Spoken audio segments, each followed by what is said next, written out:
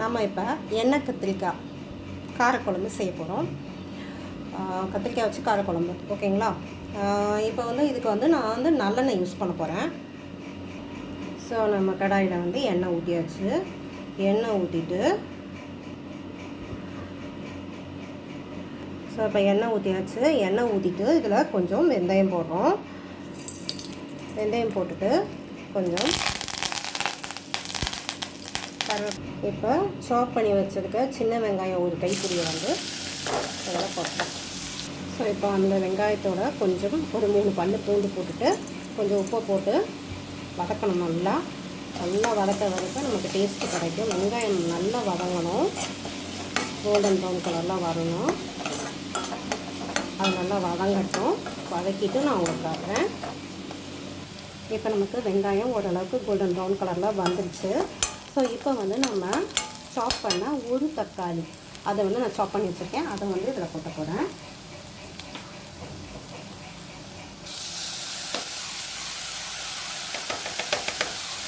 போட்டிட்டு இதையும் நல்லா வதக்கணும்.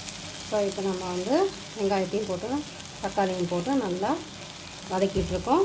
இன்னும் நல்லா வதங்கி சுண்டி வரணும்.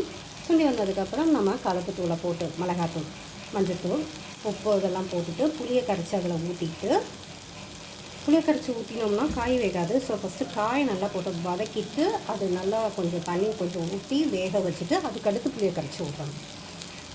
நம்ம செஞ்சுட்டு உங்களுக்கு நான் காட்டுறேன். இப்போதைக்கு தக்காளி நல்லா வதங்கட்டும். ஸோ இப்போ பாருங்கள், நம்ம வெங்காயம் தக்காளி வதங்கினதுக்கப்புறம் எண்ணெய் பிரிஞ்சு வரும் இந்த மாதிரி. அப்போ நல்லா வதங்கிடுச்சு அப்படின்னு நமக்கு தெரியும். ஸோ இன்னும் நல்லா பிரிஞ்சு வரும்போது டேஸ்ட்டு செம்மையாக இருக்குங்க. ஸோ எண்ணெய் நல்லா பிரிஞ்சு வரும்போது தெரியுதான்னு தெரியல, நல்லா பிரிஞ்சு வந்துக்கிட்டு இந்த டைமில் வந்து நம்ம மிளகாத்தூள் போட்டோம்னா நல்லாயிருக்கும். வெங்காயம் தக்காளி நல்லா வதங்கிடுச்சு. ஸோ வதங்கினதுக்கப்புறம் எண்ணெய் பிரிஞ்சு வரும். தெரிய ஆரம்பிச்சிட்டு நல்லா பிரிஞ்சு வந்தோம்னா மிளகாத்தூள் போடுவேன்.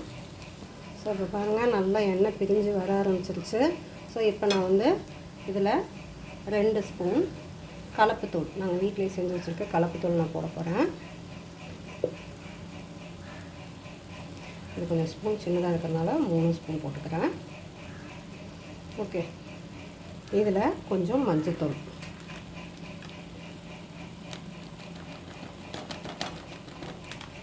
ஓகேங்களா? இப்போ இதில் கொஞ்சம் உப்பு ஏற்கனவே நம்ம போட்டிருக்கோம். ஸோ கொஞ்சம் பார்த்து போடுங்க. போட்டுட்டு நல்லா கிண்டி விட்டுட்டு லைட்டாக தண்ணி ஊற்றி கத்திரிக்காயை போட்டு கொதிக்க வைக்க போகிறோம். கத்திரிக்காய் வெந்ததுக்கப்புறம் புளியை கரைச்சி ஊற்ற போகிறோம். ஸோ மஞ்சள்தூள், மிளகாத்தூள், லைட்டாக தேவைக்கு உப்பை போட்டுட்டு இப்போ லைட்டாக கொஞ்சம் தண்ணி ஊற்றி பச்சை வாடை, மிளகாத்தூளோட பச்சை வாடை போகிற மாதிரி கொஞ்சம் நேரம் கிண்டிட்டு அதுக்கப்புறம் நம்ம கொஞ்சம் தண்ணி ஊற்றி காயை போட்டு வேக வைக்க போகிறோம். ஸோ கொஞ்சம் நேரம் கிண்டுவோம், பச்சை வாடை போட்டோம்.